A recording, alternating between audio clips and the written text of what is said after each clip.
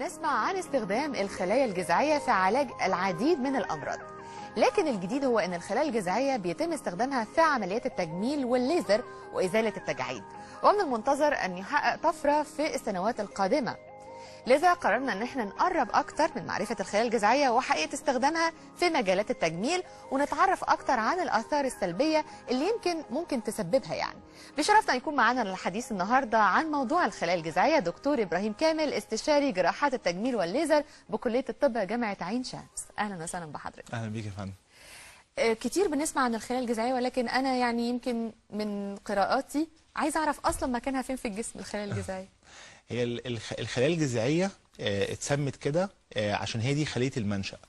يعني زي الشجره كده الجذع بتاعها، فهي دي اللي بيدي السبلاي للشجره، بيبدا يدي التغذيه، بتبدا تدي التقويه. في مرحله الجنين وهو بيتكون في خلايا اللي هي الخلايا الجذعيه او ستيم سيلز بتكون موجوده في الجنين ده، بتبدا هي تتحول لخلايا مختلفه. يعني تبدا تعمل الخلايا المسؤوله عن تكوين الشعر، الخلايا المسؤوله عن تكوين النمو الجلد بشكل عام. بالظبط، وبتعمل الخلايا دي نفسها. فبتلاقي ان الخلايا مثلا الكبد هي اللي بتعملها، الخلايا بتاعت العظام هي اللي بتعملها، خلايا المخ والاعصاب هي اللي بتعملها. فبالتالي بدات الطفره دي تحصل في مجال الطب عموما، مش بس في مجال الطب جراحه التجميل، بقت موجوده في الطب. وبدا الاطباء يدرسوا القصه دي. طب الخلايا الجذعيه دي قدم هي خليه المنشأ، يبقى احنا نقدر نعالج بيها امراض كتير جدا. صحيح. نقدر نعالج بيها امراض للكبد، امراض للسكر، امراض اورام سرطانيه. صحيح. او امراض كتير جدا. فلقينا ان في جراحه التجميل في مشاكل كتير جدا بتقابلنا نقدر نتغلب عليها عن طريق ان احنا نستخدم الخلايا الجذعيه دي. مثلا بدات الموضوع اساسا بمرضى الحروق. مرضى الحروق مشكلتهم في حاجه، ان احنا ما بنيجي يجي لنا مريض الحروق في المستشفيات تكون البشره اوريدي تاكلت، يعني حصل لها ضمور، يعني الجلد ما بقاش موجود خالص. صحيح. بنسبه كبيره جدا. في مرضى بيجوا عندهم نسبه حرق بتوصل 60 70%، بتبقى تعتبر كارثه طبيه ان هو يبقى عنده نسبه حرق 60 ل 70%. فبالتالي بدأنا ندرس الموضوع. طب احنا ممكن نيجي نعوض ده ان احنا نعمل خلايا جذعيه ونحضر الجلد بتاع الانسان ده، فبالتالي نقدر نغطي المساحات دي. لان ربنا سبحانه وتعالى خلق الجلد عشان يحمي الجسم من الداخل عن طريق انه ما يفقدش اي سوائل او بروتين او اي حاجه ثانيه. وبالنسبه لنا احنا بقى كمان في مجال طب الجمال لجراحات التجميل، لقينا ان الخلايا الجذعيه ليها استخدامات ثانيه كتيره جدا ممكن نستخدمها. صحيح. طيب ايه المرحله العمريه اللي ممكن نستخدم فيها الخلايا الجذعيه؟ بصي، هو دلوقتي في فرع جديد من الطب كمان ظهر داخل طب الجمال في جراحات التجميل بيسموه انتي ايجينج ميديسين، او الاسم ممكن باللغه العربيه يبقى اسمه شويه يعني طب مقاومه الشيخوخه او طب الحفاظ على الشباب. الطب دوت بقى ليه مؤتمرات في كل حته في العالم دلوقتي. يعني عايز اقول لك ان ممكن يتعمل 4-5 مؤتمرات في خلال السنه عن الموضوع ده. وبداوا يسموا القصه دي كمان ريجنراتيف سيرجري، يعني الجراحات المجدده للخلايا. كل الحاجات دي بتتعمل ليه؟ عشان نقدر نبحث اكتر وندور اكتر الخلايا دي نقدر نحصل عليها ازاي، نقدر نكتر من عددها. لان هي مش مشكله الحصول بس عليها، ان احنا عايزين نجيبها لازم نحفزها ونكتر العدد. بالزبط. الموجود اللي جوه في الجسم. بالزبط. طيب يعني يمكن كنت تساؤلي برضو عن حضرتك طبعا كدكتور تجميل بيجي لك حوادث او كده، بيحصل كسر في يمكن في عظمه الفك، وليكن حاجه في الجمجمه. حضرتك ازاي بنستخدم الخلايا الجذعيه في التوقيت ده؟ في حالات كتير زي ما انت قلتي بالظبط كده. حالات زي كسر الفك مثلا، ممكن الكسر يكون كسر بدون فقدان في العظام. يعني الكسر لو جينا حطيناه جنب بعضه وحطينا شريحه ومسامير هنلاقي ان الكسر ده بدا يلتئم. في حالات بيبقى فيها فقدان في العظام مساحه معينه. هنا كنا زمان بناخد رقعه عظميه من منطقه ثانيه زي مثلا عظام الفخذ او عظام الحوض، ناخد جزء ونبدا نحطه في المنطقه دي، نملى الفراغ ده. دلوقتي الخلايا الجذعيه التقنيات بتاعتها نقدر نخليه نحط من الخلايا الجذعيه في المنطقه ديت، فبالتالي تقدر هي تبني الخلايا العظميه في المكان ده، وبالتالي نقدر نغطي يعني الفراغ ده. بناخد يمكن عايزه بس اوضح للمشاهد العربي والمصري ازاي بنستخدمها. يعني دلوقتي مثلا زي ما حضرتك قلت ان في منطقه او سبيس مش موجوده بالظبط، فراغ. بناخد فراغ، بنقدر ازاي نكون الخلايا الجذعيه ونرجعها تاني نحطها في المكان ده؟ بنحصل على الخلايا الجذعيه مثلا ليكن عن طريق الدهون. اكتر مكان في خلايا جذعيه الدهون. هي الدهون. وعشان كده احنا في طب جراحه التجميل باقي فروع الطب بتحتاج لنا في الحكايه دي. احنا بنقدر نعمل شفط للدهون او شفط للخلايا الدهنيه، فبالتالي نقدر نسحب كميات كبيره من الخلايا الدهنيه، وبالتالي نقدر نحضر منها الخلايا الجذعيه دي. الخلايا الجذعيه ممكن ناخدها نبدا نحضرها ونحولها الى سائل نقدر نحقنه في المنطقه اللي فيها الفراغ دي، اللي فيها الفراغ العظمي دوت. أيوة. فبالتالي الفراغ العظمي ده بعد شويه يبدا يتكون ويبدا يعمل عظام في المنطقه ديت. التقنيه دي لما بتنجح او هتنجح ان شاء الله في المستقبل القريب، هي طبعا نجحت على مستوى التجارب ونجحت في بعض الحالات الاكلينيكيه، ده هيخلي باقي فروع الطب تقدر تستخدم الخلايا الجذعيه في حقنها في الاماكن اللي فيها امراض زي مثلا زي السكر. صحيح. تتحقن في البنكرياس، في الكبد، تتحقن في الكبد، حتى كمان في مجال الاعصاب. طبعا خلايا الاعصاب ما بتتجددش، لكن لما يجي يقدر الطب يوصل لانه يحقن الخلايا الجذعيه في مثلا النخاع الشوكي، ده بيحل مشاكل كبير جدا في المستقبل. هي طبعا لسه ما حصلتش للناس اللي مثلا لا قدر الله حصل عندهم شلل او حاجه نتيجه ان النخاع الشوكي حصل فيه مشكله. فبالتالي الامل كبير قوي في ان يحصل في تجديد الخلايا الجذعيه. بالظبط. ظهرت امتى التقنيه دي؟ يعني تقريبا موجوده، يمكن انا سمعت عنها من فتره قريبه جدا، ما كانتش كل يعني الاطباء بيعرفوها، لكن هي ظهرت امتى تقريبا؟ هي ظهرت الكلام عنها في خلال ال10 سنين اللي فاتت، لكن اللي حصل ان احنا في طب الجمال وجراحات التجميل احنا سبقنا قوي فيها، لان لقينا المتطلب عليها عالي قوي، ولقينا في نفس الوقت كمان ان التقنيه بالحصول عليها عن طريق التقنيات اللي احنا بنعملها طريقه تعتبر سهله لجراحين التجميل، لان زي ما قلت لحضرتك هي موجوده في الدهون. صحيح. نقدر، هي طبعا موجوده كمان في النخاع بتاع العظام، موجوده في بعض الحاجات بنقدر نحضرها من الدم، فبالتالي احنا نقدر نحصل عليها من اماكن كتير، ولقينا ان النتائج بتاعتها بتبقى كويسه قوي في الحالات اللي احنا بنستخدمها، زي مثلا الناس اللي عندهم تساقط للشعر. في حالات كتير قوي بتيجي مثلا سيدات او رجاله كمان شعرهم خفيف جدا وفي منطقه يعني الصلع او كده، نقدر نستخدم التقنيه دي لطلوع الشعر تاني. بالظبط، بس هي مش لعلاج الصلع الرجالي، هي للتقنيات تساقط الشعر نتيجه ست مثلا حملت مره او كذا مره وحصل عندها تساقط في الشعر.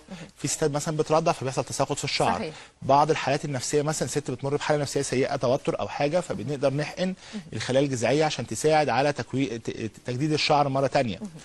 بعض الشباب او الولاد مثلا اثناء فتره الامتحانات بيحصل عندهم توتر فالشعر بيتساقط كتير. صحيح.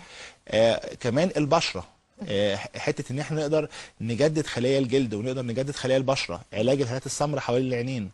النتائج بتاعه الحقن بالخلايا الجذعيه بتاخد وقت طويل ولا النتائج بنلاقيها فوريه؟ في خلال، يعني هو الكورس بتاع الحقن ممكن نحقن من 4 مرات ل5 مرات الخلايا الجذعيه بالتقنيه اللي احنا بنتكلم عنها، اللي هي التقنيات الحديثه دلوقتي، وتحضيرها في نفس الوقت ما بياخدش وقت غير 2 أو 3، وبعد كده نقدر نحقنها، فبنلاقي النتيجه بتظهر في خلال الشهر اللي بعد العمليه، 3 أسابيع تقريبا بعد الحقن. يعني تعتبر يعني فتره مش نتيجه كبيره. كويسه طبعا. وعايز اقول لك ان نسبه نجاحها بتوصل اب تو 75%، يعني نسبه كبيره. نسبه كبيره جدا طبعا. نسبه كبيره جدا. طيب الشركات، طبعا شركات التجميل اتجهت برضو لقيام بعض الشركات بوضع الخلايا الجذعيه في منتجاتها. بالظبط. ايه حقيقه المنتجات دي؟ هي فعلا بيبقى موجود فيها؟ في فرق كبير بين الخلايا الجذعيه المحضره من جسم الانسان، ودي بتبقى لكل انسان لحالته هو. يعني انا لما باجي مثلا احضر خلايا جذعيه من حد سواء راجل او ست، بسحبها وبحضرها له هو، ما ينفعش استخدمها لحد تاني. طب ايه ممكن يعني لو حصل كده بيحصل انفكشن مثلا؟ ما ينفعش. لا يعني زي نقل الدم او التهاب يعني. بالظبط. زي حقن الدهون ونقل الدم والحاجات دي كلها، كل انسان لحالته هو. وبالتالي بقت لكل انسان حالته هو. طيب اللي حصل ايه؟ ان بعض شركات التصنيع الدوائي الكبيره بدات تستخدم الخلايا الجذعيه المحضره عن طريق البكتيريا او عن طريق بعض الحيوانات، طبعا ده تصنيع طبي معترف بيه في العالم. بتحضر الخلايا الجذعيه دي وبتستخدمها في صوره محاليل او كريمات، وبدات تنزل الاسواق الطبيه، الصيدليات، فبالتالي بدا يبقى عليها اقبال. احنا دايما بنقول ايه؟ ده مكمل للعلاج بالخلايا الجذعيه، لكن مش هو ده العلاج بالخلايا الجذعيه، لان في فرق كبير جدا بين ان احنا نحقن خلايا جذعيه او نعمل التقنيه ديت لانسان محتاجها فعلا لعلاج مثلا جلد اليد. عارفه مثلا كان فتره طويله قبل كده كان مشكله الايدين عند الستات بالذات ان هي ما بنلاقيش ليها حل. مشكله الايدين من ناحيه مثلا النمش او يعني التجاعيد، النمش، ظهور الاورده فيها، ظهور بقع فيها، ما كانش ليها حل؟ كريمات او عن طريق استخدام الليزر مثلا. بس طبعا اكيد بتبقى النتائج مش بالقوه غير الحقن طبعا. بالظبط، الليزر حسنها شويه، لكن الخلايا الجذعيه عملت فيها طفره كبيره جدا. وكنا بنلاحظها كمان، حتى كمان عارفه بالنسبه للفنانات اللي هي مهتميه قوي ببشره الجلد، وبنلاقي الايد فيها مشكله، فدايما كانت الايدين تبقى باينه قوي فيها مراحل السن المتقدمه بالظبط. فبالتالي الخلايا الجذعيه هنا حسنت جلد اليد قوي.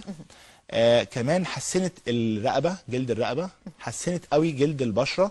فبالتالي زي ما بقول لحضرتك بتبدا تدي الاحساس اللي هو زي ما بقول لحضرتك فكره الريجنراتيف سيرجري او الجراحات المتجدده للخلايا. هي مش جراحات في الواقع، لكن هي تابعه لجراحه التجميل، فبالتالي اتسمت في العالم كله ريجنراتيف سيرجري بالشكل ده بالظبط. تقنيه او العلاج بالخلايا الجذعيه فعلا له طريقتين، طريقه عن طريق الحقن وطريقه علاج منزلي، يعني هل بيبقى فعلا الكلام ده؟ طب عايزين نعرف. هو العلاج بالخلايا الجذعيه لازم بيتم عن طريق الحقن بواسطه طبيب جراحه التجميل المتخصص.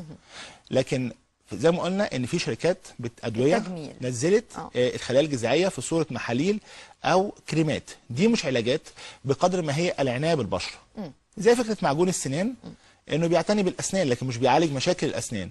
شامبو الشعر بيعتني بالشعر لكن مش بيعالج مشاكل الشعر. صحيح. نفس القصه الخلايا الجذعيه اللي موجوده في الصيدليات او الموجوده في صوره ادويه، هي بتعتني بالجلد، بتعتني بالشعر، لكن مش بتعالج المشاكل اللي موجوده نتيجه تساقط الشعر او عدم نمو الشعر بصوره كويسه، او الفراغات اللي بتحصل في الشعر، او بيعالج مثلا الهات السمراء، او بتعالج البشره، او بتعمل حاجه زي كده. فهي بتدي نوع من انواع الترطيب، بتدي نوع من انواع استكمال للعلاج اللي بيتعمل في الاماكن المخصصه للعلاج بالصوره ديت. هل في اماكن للخلايا الجذعيه بتكون يعني نتيجتها اعلى من اماكن تانية، زي مثلا زي ما قلت لحضرتك في الجراحات مثلا لو الفك بتبقى النتيجه بتاعته اقوى مثلا لو في علاج الحروق؟ يعني هل الخلايا الجذعيه قدرتها على العلاج تحويلها لخلايا معينه اسرع من حاجه ثانيه؟ بصي، اتعمل فيها ابحاث كتير لسه، ودي لسه تحت الدراسه، لكن الواضح جدا لغايه دلوقتي ان الخلايا الجذعيه بتقدر تتحول لخلايا كتير جدا في جسم الانسان. احنا بالنسبه لنا في مجال جراحه التجميل اهتمينا بالخلايا العصبيه وخلايا الجلد وخلايا العظام وخلايا الشعر، فلقينا ان هي بتتحول فعلا بصوره كبيره جدا تماما تحت الميكروسكوب، اللي هي انها اتحولت بصوره كبيره جدا للخلايا الجديده اللي احنا بنتكلم عنها. برضو سؤال يمكن أكيد المشاهدين كتير هيسألوه، لو عندي ابني حصل له مثلا زي ما حضرتك بتقول تساقط للشعر نتيجة الثانوية العامة، نتيجة أي سبب قهري زي ما بيقولوا، هل الخلايا الجذعية في التوقيت ده بيكون خطر عليه أو بيكون تمام بالنسبة له؟ يعني المرحلة العمرية وخصوصا لما تكون صغيره كمان، يعني مش شرط الثانويه العامه، يعني ممكن يبقى من 5 سنين 6 سنين بيحصل اي حاجه، هل ممكن برضو الخلايا الجذعيه بتكون مفيده في الحالات دي؟ مفيش موانع خالص لاستخدام الخلايا الجذعيه في اي مرحله عمريه، لكن دايما بنقول مثلا علاج تساقط الشعر ده يبدا التعامل معاه بعد مرحله البلوغ. علاج مشاكل البشره برضو نفس القصه، لكن ما ينفعش مثلا نتعامل معاها في طفل، لان الطفل لسه في مرحله النمو، وبالتالي بيبقى ليه وسائل علاج ثانيه مختلفه في مرحله الطفوله. صحيح. لكن بعد مرحله البلوغ بنقدر نتدخل طبيا وتجميليا ازاي نقدر نحقن الخلايا الجذعيه او اي وسيله علاجيه ثانيه اخرى بحيث الجلد يستفيد منها او الشعر يستفيد منها. صحيح صحيح. طيب دكتور ابراهيم كامل، اخر سؤال، ويمكن برضو زي ما قلت لحضرتك احنا نفسنا نقعد اكتر وقت، لكن طبعا الوقت هو يعني مخلينا مش قادرين نتكلم كتير، لكن عايز اسال حضرتك السنوات القادمه في تقنيه الخلايا الجذعيه في مفاجآت فيها؟ فعلا ده حقيقي، ده هيحصل ان شاء الله مفاجآت كبيره جدا في الفتره اللي جايه القريبه كمان، لان احنا كان لسه عندنا مؤتمر في كليه الطب جامعه عين شمس عن الخلايا الجذعيه والريجنراتيف سيرجري، ازاي نقدر يحصل تجديد للخلايا ديت. كان زمان الكلام ده كان مبهم، وكانت الناس كتير جدا بتستغرب هل ده ممكن يحصل ولا لا، لكن دلوقتي في وقتنا ده احنا بنقول ممكن في القريب العاجل نقدر في مفاجآت كتير ممكن تحصل، احنا حتى كمان لسه مش متخيلين ايه اللي ممكن يحصل، فبالتالي ده منتظر قريب ان شاء الله. ان شاء الله. بنشكرك دكتور ابراهيم كامل، استشاري جراحات التجميل والليزر بكليه الطب جامعه عين شمس، واكيد طبعا هيكون لنا لقاءات ثانيه في مواضيع مهمه جدا، وخصوصا الخلايا الجذعيه اللي اكيد شغله بال مصر والعالم العربي. بنشكرك جدا. ميرسي يا فندم، شكرا، صباح الخير. صباح الفل.